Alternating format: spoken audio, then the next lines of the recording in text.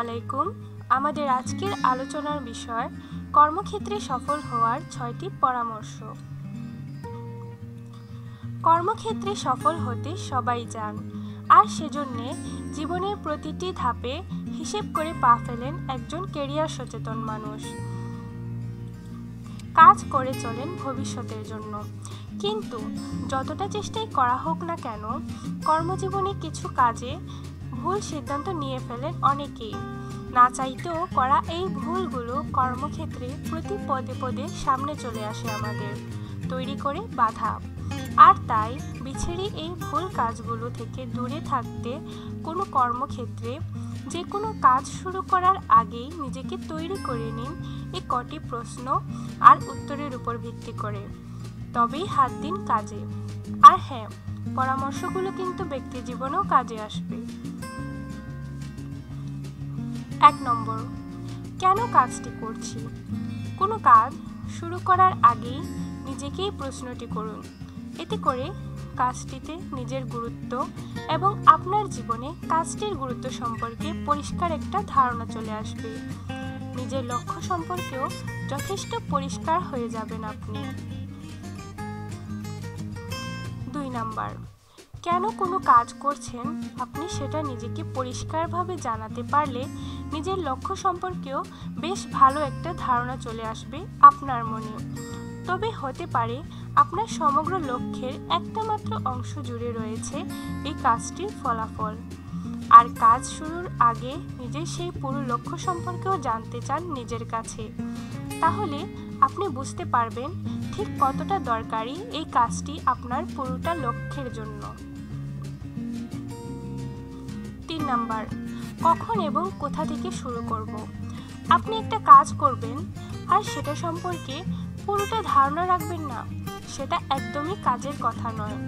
আপনি যদি নাই জানেন যে আপনার শক্তির আর দুর্বলতার জায়গাগুলো কোনটা, আর সেই অনুসারে কোথা থেকে শুরু করতে হবে সেই সিদ্ধান্ত না নিতে পারেন, তাহলে কাজটিতে আপনার খুব সম্ভবত বিফল হবেন। তাই কোথা থেকে শুরু করতে হবে নিজেকে জিজ্ঞেস করুন। ঠিকঠাক জবাব পেলেই কাজে নামুন। আর সময়ের ব্যাপারে নিজেকে প্রশ্ন করে নিলেও সুযোগের অপেক্ষায় বসে না থেকে যত দ্রুত সম্ভব কাজ শুরু করুন। 4 নম্বর, আমার বন্ধু ও শত্রু কারা? কাজ শুরু করার আগে অবশ্যই নিজের বন্ধু ও শত্রুদেরকে চিনে রাখুন। শত্রুদের সম্ভাব্য দুর্বলতা ও শক্তির জায়গাগুলোকে জানুন, তাদেরকে ভালোভাবে বুঝতে শিখুন। তবে শত্রুদের চাইতো যে জিনিসটি আপনার বেশি জানা জরুরি, সেটা হচ্ছে কারা আপনার বন্ধু। কোনো কাজই একা করা সম্ভব নয়। সাহায্যের জন্য অনেকেই দরকার পড়বে আপনার কাজের সময়, আর তাই নিজের বন্ধুদেরকে চিনুন। 5 নম্বর, কাজটা করতে কি কি দরকার? প্রত্যেকটা কাজেরই একটি জ্বালানি দরকার পড়ে।